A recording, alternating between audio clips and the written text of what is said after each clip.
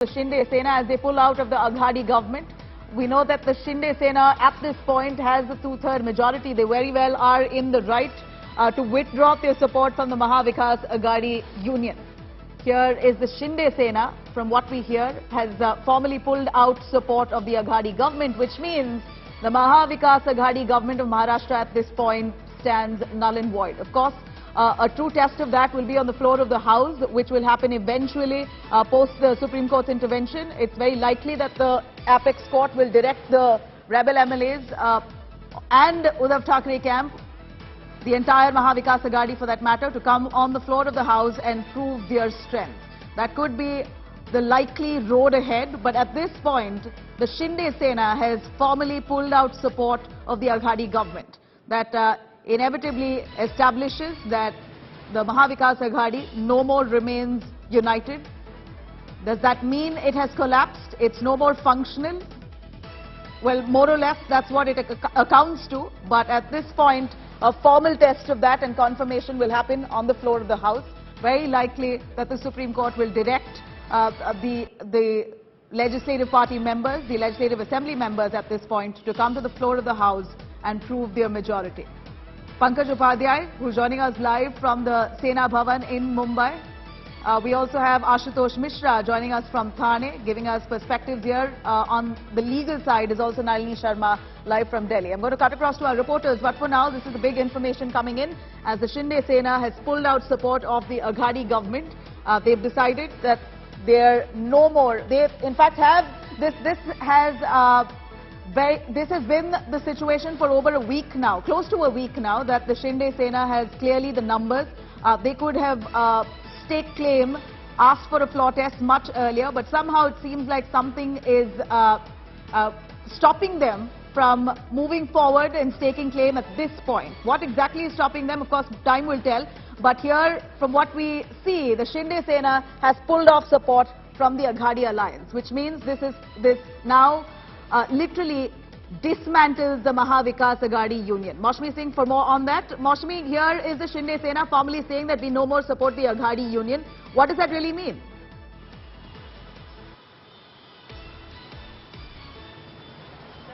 You know, this will be tested in the court of law. This will be tested in the assembly, what that really means. Because is there a Shinde Sena constitutionally, legally, in front of the election commission? Is there a party called the Shinde Sena? Is the rebel camp forming a new party? Is it merging into another party? Is it the BJP? Is it the MNS?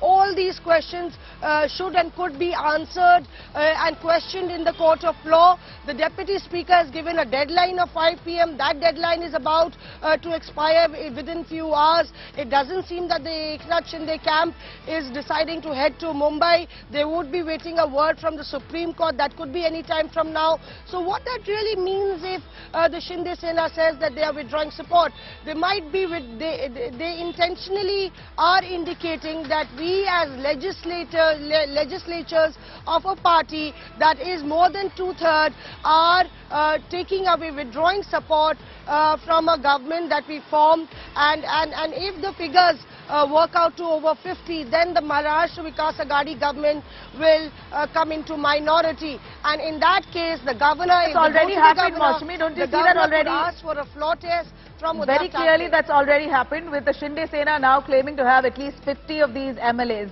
about 39 of them from the Shiv Sena, and the rest of them are independent. So he collectively boasts of close to 50, 51. In fact, Deepak, who is one of the rebel camp MLAs, says that it will go up to 53 by this evening. So with a clear majority there, we're already looking at the Mahavikas Aghadi's total tally now coming to a minority. Does that mean they're already destabilized? They've already been pushed out of power, and it just needs the stamp of the governor now at this point?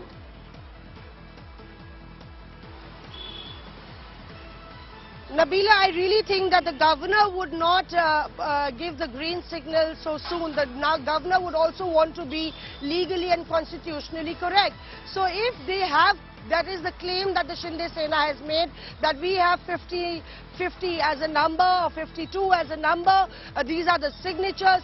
Then the governor, if you look at the legal route of it, the governor would say that prove it in the assembly. He would tell the deputy speaker to call for the assembly. Will that course be taken? That's the big question, because remember in 2019, November 12th, when NCP, Shiv Sena and Congress were mulling over the permutations and combinations of the government formation, it was the same governor who announced President's rule. So anything could happen, but the steps taken forward will be x-rayed in the court of law, because the matter is already in the court of law. So this battle, one, will go on for long.